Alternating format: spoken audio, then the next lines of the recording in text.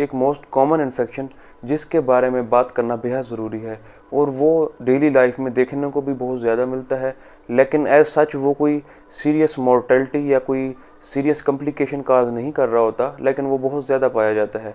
अगर हम world wide उसकी बात करें, जो इन्फेक्शन वर्ल्ड वाइड ज़्यादा पाया जाता है, तो उनमें से ये एक है, और इसका जो नंबर काउंट है वो 1.5 मिलियन तक पहुंच चुका है।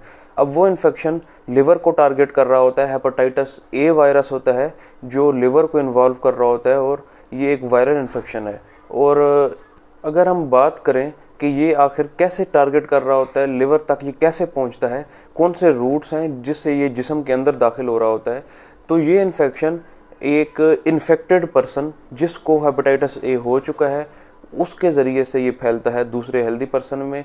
और most common route faecal route है, वो पेशाब के रास्ते के ज़रिए से खारिज होता है और इन्वायरमेंट में स्प्रेड कर जाता है और एक हेल्दी पर्सन तक वो पहुंच जाता है। और जो हेल्दी पर्सन में पहुंचने का रास्ता है वो भी फीको ओरल रूट है, या वो खाने के ज़रिए उस पर्सन के अंदर दाखिल होता है, या पेशाब के रास्ते से वो जिस्म के अंदर दाखिल हो जाता है और एक पर्सन को जाके इन्फेक्ट कर देता है। और इसका जो इंक्यूबेशन पीरियड है वो 30 डेज़ तक का है, और इसकी इलामात देखने को मिलती हैं तो वो 2 से 3 हफ्ते में ही देखने को मिल जाती हैं। ऐसे पहलू हैं जिनकी वजह से ये वायरस बहुत कॉमनली स्प्रेड कर जाता है। उसमें जो नंबर 1 रीज़न है वो है पुअर हाइजीन, लो सोशो इकोनॉमिक स्टेटस, और इसके साथ कंटामिनेटेड फूड का कंजम्पशन। ऐसी फूड्स जो कि पुअर सेंट्री मेयर्स को मद्देनज़र रखे हुए बनाई जाती हैं, जिसमें सेंट्री मेयर्स को कंप्रोमाइज़ किया जाता है, तो ऐसी फूड्स, ऐसी ईटिंग आइटम्स एक बहुत कॉमन सोर्स है इस वायरस का। इसके अलावा अगर जो सीवरेज का पानी है, वो जो पीने वाला पानी है, अगर वो उसके साथ मिक्स हुआ हो किसी ज़रिए से, तो इस वजह से भी ये वायरस पर्सन को इफ़ेक्ट कर रहा होता है। इसके इलामात की बात करें कि ये एक हेल्दी पर्सन को जब इन्फेक्ट कर जाता है तो इलामात कितने अरसे बाद देखने को मिलती हैं। अगर एज 2 साल तक का है बच्चा तो उसमें 85% ये चांसेस हैं कि कोई भी इलामात देखने को नहीं मिलेंगी। अगर एज 2 से 5 साल है तो इसमें चांसेस हैं कि 50% तक इलामात देखने को मिल सकती हैं। अगर 5 साल से ज़्यादा उम्र है और 8 साल तक है उम्र, तो इसमें यही होता है कि मैक्सिमम जो सिम्टम्स होती हैं वो देखने को मिलती हैं। अगर इलामात की बात करें, क्या क्या इलामात देखने को मिलती हैं, तो उनमें ये है, सबसे पहले है जिस्म में ज़्यादा थकावट का महसूस होना, फटीग महसूस होना। उसके अलावा जिस्म में बुखार जैसी कैफियत का महसूस होना, ये मोस्टली लो ग्रेड फीवर की कैटेगरी में। जिस्म में क्रैम्प्स महसूस होना और एब्डोमिनल पेन महसूस होना। अगर स्पेसिफिकली बात की जाए तो जो राइट साइड होती है एब्डोमेन की, वहाँ ज़्यादा पेन देखने को मिलती है। जब हेपेटाइटिस ए का इन्फेक्शन होता है तो इसमें जो बिलिरुबिन का लेवल है वो भी रेज्ड हुआ होता है, तो जो जॉन्डिस के सिम्टम्स हैं वो देखने को मिल रहे होते हैं।